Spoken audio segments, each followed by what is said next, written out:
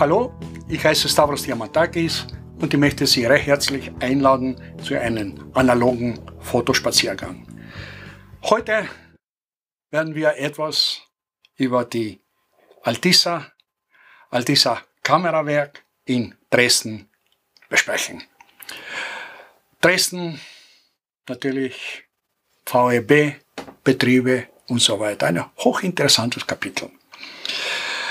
Die Firma Altisa Kamerawerk wurde von Richard Knoll 1902 in Dresden gegründet als Fabrik für Fotoverschlüsse und als Kamerawerkstatt.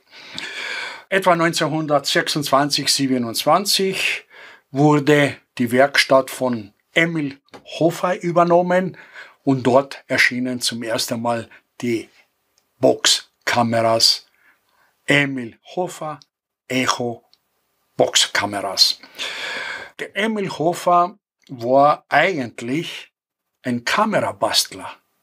Sein Brot verdiente er durch ein Zigarettengeschäft, aber es war ein begeisterter Fotograf und Kamerabastler. Echo-Kameras waren zuerst einmal Box und dann einfachen Kleinbildkameras für Rollfilm. Nach dem Tod von Emil Hofer übernahm der Bernhard Altmann die Firma, die inzwischen gewachsen war. Und jetzt kommen wieder die Probleme für die Sammler bei Identifizieren.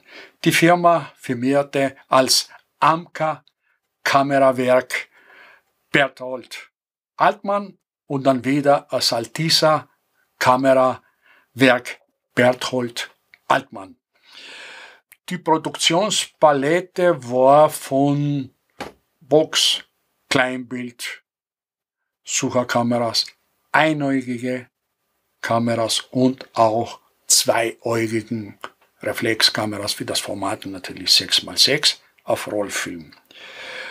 Nach dem Bombenangriff der Alliierten im Februar 1945 wurde bekanntlich Dresden zerstört.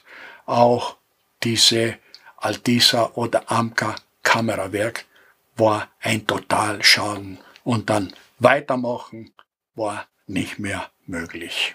Berthold Altmann flüchtete 1951 in den Westen und angeblich nahm ein paar Kameras mit und wurde in der DDR der Prozess gemacht. Die Strafe fiel sehr hoch, 4 Jahre Zuchthaus und Entzug der Privatvermögen, also der Fabrik. Er kehrte nicht mehr zurück nach Dresden oder in die DDR, aber im Westen war er tätig für sehr große Firmen als Konstruktionsberater.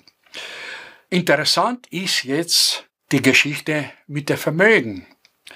Nach der Flucht wurde das Vermögen beschlagnahmt. Okay, 1951 fiel das an die Optik Altisa Kamerawerke, an das VEB Altisa Werke in Dresden zu.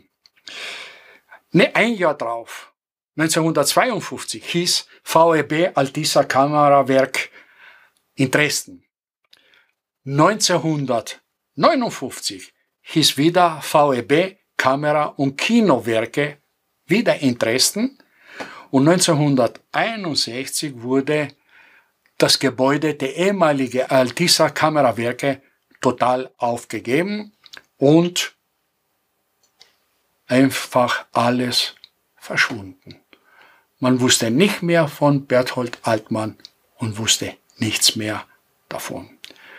Und für diese Fälle, VEB heißt volkseigener Betrieb und der Volksmund, frech und ehrlich wie immer, hat immer gesagt, VEB bedeutet Vaters ehemalige Betrieb. Nach dieser VEB-Beschlagnahmungsgeschichte und so weiter führte die Tochter von Altmann 17 Jahre lang eine Verhandlung mit der Justiz und mit der DDR bis 1992, glaube ich, 17 Jahre nach dem Tod von Altmann, hat die Tochter erreicht, dass diese Urteil, Zuchthaus und Entzug des Privatvermögens als nichts und nichtig erklärt wurde. Und diese Tochter, die so gekämpft hat für ihr Vater, hat Berthold Altmann nie kennengelernt.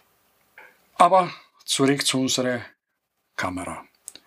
Das ist eine zweiäugige Spiegelreflexkamera für Rollfilm Format 6x6.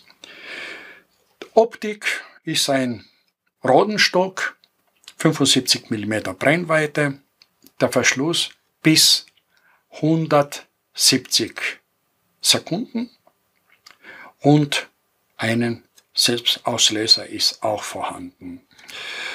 Der Faltschacht ist groß, hell und parallaxentreu, hat eine Lupe, wo man das Ganze auch wieder von der Brust alles genau beobachten kann. Ist ein zweiteiliges Gehäuse und der Verschluss ist relativ lautlos. Hier gibt es natürlich manche Anhaltspunkte für die Sammler, Schreibschrift oder Blockschrift, kann man auch dann ganz genau identifizieren. Die Kamera hat eigentlich eine imposante Erscheinung, aber der Preis ist sehr günstig und hat natürlich sehr viel dazu beigetragen, dass die Kamera so viel gekauft und verwendet wurde. Für diese Kameratypen ist natürlich der Film einlegen auch so eine Sache für sich, aber hier mit diesem zweiteiligen Gehäuse ist relativ einfach. Man nimmt den Teil an, spannt den Film und wieder zu und es ist relativ leicht als mit anderen Kameras, mit der kompliziertes Ausklappen. Das war Altisa. Eine interessante Kamera und eine Fabrik mit einer sehr interessanten und wechselvollen Geschichte. Danke fürs Zuschauen und auf Wiedersehen bis zum nächsten Video.